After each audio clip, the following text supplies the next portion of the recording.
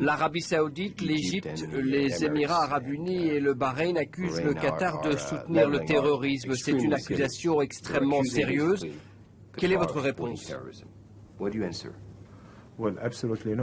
C'est absolument faux. Le Qatar est un pays très actif contre le terrorisme. Nous contribuons beaucoup dans la coalition internationale.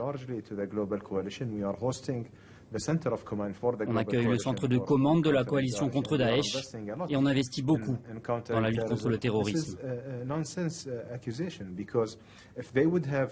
Cette accusation n'a aucun sens. Si on était vraiment une source de terrorisme, ils nous auraient apporté des preuves. Ce que l'on constate, c'est qu'ils fondent des accusations sur de fausses informations qu'ils fabriquent eux-mêmes. Aucune des informations qu'ils nous ont données n'était basée sur de vrais fondements.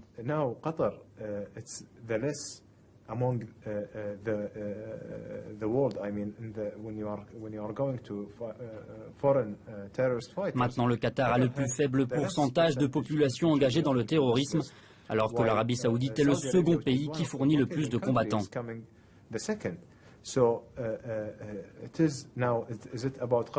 Nous avons seulement 5 ou 6 personnes accusées de financer le terrorisme. Elles sont sanctionnées par le Conseil de sécurité de l'ONU et 10 autres par les États-Unis, quand d'autres pays en ont plus de 1000. Selon vous, qu'espère l'Arabie Saoudite avec cette crise? Si vous regardez la liste des demandes des 4 pays, ça n'a rien à voir avec le terrorisme. Depuis le début, ils nous accusent de supporter le terrorisme uniquement dans le but de gagner la sympathie des pays occidentaux, afin que ces derniers supportent leurs mesures qu'ils ont prises illégalement à notre encontre. La principale mesure a été de museler notre liberté d'expression en voulant fermer Al Jazeera, car leurs opinions sont différentes des leurs. Il est également question de l'indépendance du Qatar et de son développement. Le Qatar offre un lieu de liberté, même pour l'opposition. Le but est de réduire la souveraineté de notre pays en rabaissant ses capacités militaires.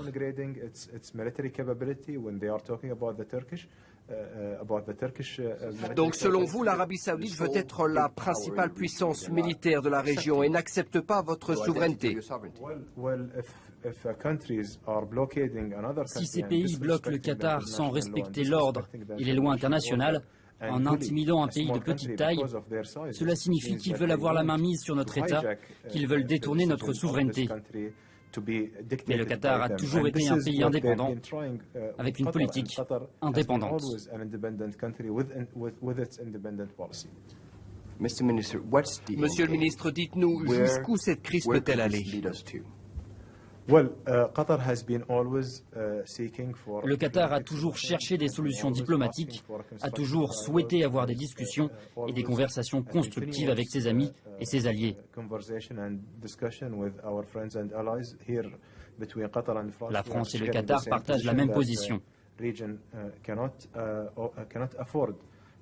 La région ne peut pas supporter une escalade de violence supplémentaire. L'émir et le président français se sont rencontrés. La France a appelé à calmer la situation et le Qatar est plus que volontaire.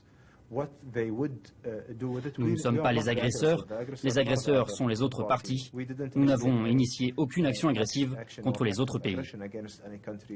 Vous nous dites donc que le Qatar n'est pas prêt à céder aux demandes de l'Arabie Saoudite? Nous ne sommes pas prêts à céder à leurs demandes car elles nous priveraient de notre souveraineté. Nous ne sommes pas disposés à accepter des demandes qui ne respectent pas les lois internationales. Toutefois, nous sommes prêts à discuter avec eux, mais seulement s'ils apportent des preuves concrètes. Pensez-vous que cette crise peut encore durer?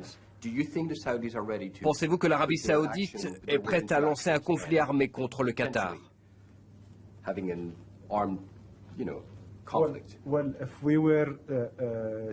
Si nous parlons d'un conflit armé dans la région, nous espérons qu'ils sont conscients que toute escalade militaire pourrait être coûteuse pour le Golfe. Cela bouleverserait les équilibres. La guerre mettrait la région face à de grandes difficultés. Mais le Qatar est préparé à tous les scénarios possibles. C'est un devoir pour nous afin de protéger notre population. Mais nous avons nos partenaires internationaux, nos amis, qui ne permettront pas que cela arrive. Ils ont des intérêts énormes dans cette région et seraient affectés. On a bien pris note de l'agressivité de l'Arabie saoudite, mais de l'autre côté, nous avons aussi vu l'engagement d'autres pays comme la France, les États-Unis ou encore le Royaume-Uni.